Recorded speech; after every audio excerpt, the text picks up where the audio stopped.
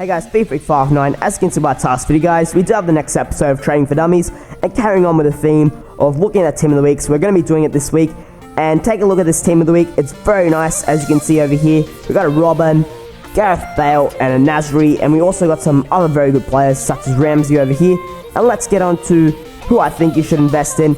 And before we get into that, actually, I want to give you guys one tip, and one tip only. Basically, if you're going to invest in any of these players, please wait until the end of the week, which is basically Wednesday night, because that is the time that the players are at their cheapest, and that's the best time to invest in, because I've had a few people that have made a mistake where they buy the player like early on in the week.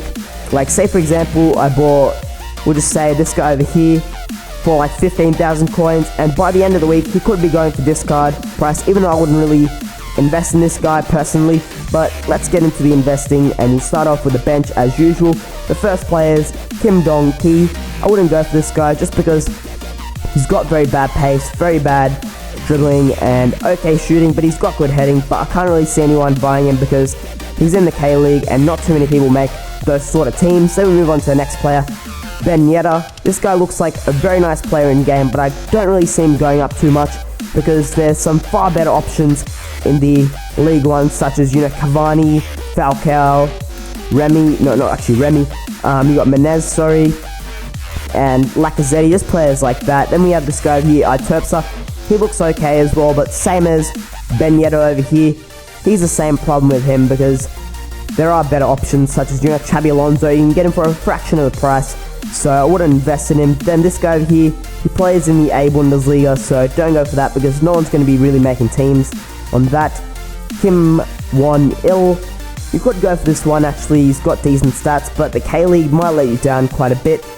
Yeah, this guy plays for Everton. He could be a good investment to make because, a lot of people like to sort of try out the silver informs, such as, the bottoms and BPL. BPL ones are very preferable, and I do believe there's not too many rare silver left backs in this game, so this guy looks like a nice card. Then we have this guy over here, a bit pissed off, he looks like.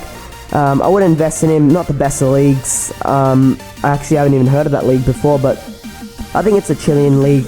And we move on to the on-field team. The first player is Ricardo. Don't go for him, 36 speed, not very good at all. Then we have the next player. This is getting into the sort of better players. You could invest in this guy, wait a week or two. You could probably make about 1,000 coins on him, which is not too bad, considering that you just have to store him in your trade pile or club, or you could even use him if you wanted, which I usually do when I invest in players. For example, I invested in the second inform Lewandowski, and I just kept him in my club and played games with him, and basically I made about, I think it was like 50k. That's not too bad considering I only kept him for 2 weeks.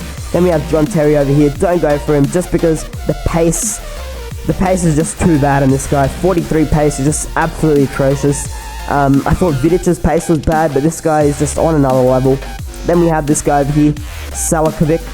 He has some very insane stats there, and if you are that sort of person that can sort of cope with having not too much pace in defense, I would go for this guy in your team and maybe invest in him because there's not too many, left backs in this game for the Bundesliga. I do believe the only decent one is Alaba, which is a rare one, and then you have Jansen, which is actually a very good player. Then we have Ramsey over here. It's a very good investment to make because a lot of people like Ramsey in real life because he's a very good player, and he's got some good stats also there. Very good for the center mid role. I might actually try him out in a few days, so I would invest in this guy. Then we have Borja Valero. This guy, he is a good investment to make also if you are looking to make about, I'd say, 2,000 coins to 3,000 coins if you wait about 2 or 3 weeks. But the problem is he may get another inform because I do remember last year, didn't he have like 3 informs and a team of the season? So yeah. Then we have Gareth Bale here. No point talking this guy.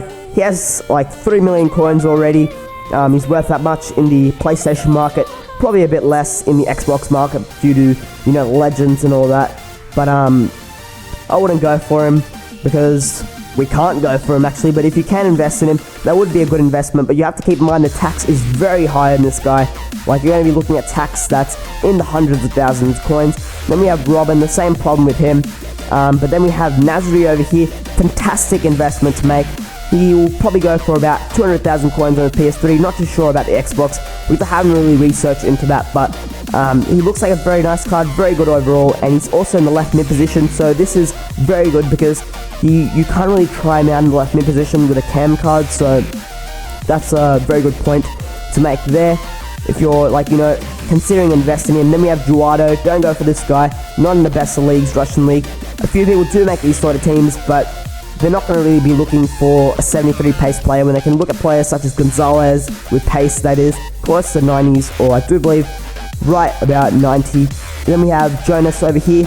This is a decent investment to make, I would say, because there's not a lot of Brazilian strikers that are just amazing this year, apart from Diego Costa and Alexandre Pato. Alexandre Pato, I would say he's decent, but not too amazing. But yeah, I would say this guy is quite decent. And this Team of the Week investing video has finished off now. I hope you guys did enjoy this video, and if you can push for, I'd say about 30 likes in this video, that would be great. And I will be continuing on this series if that support is shown. I'll see you guys next time. Have a nice day, and bye.